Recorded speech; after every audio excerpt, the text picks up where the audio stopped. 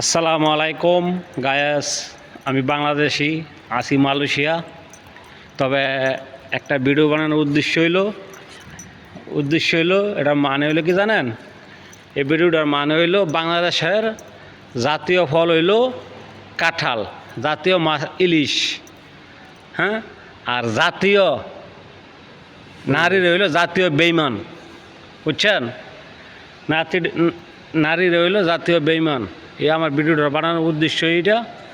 যদি কোনো পুরুষে যদি কোনো নারীর লগে সম্পর্ক করে থাকেন, বিচ্ছিন্ন করে দেন, তেন দাফায় মরুক। কিছু বুঝছেন? এটা দেন কেমবে বইছে, এবার দাফায় মরবো।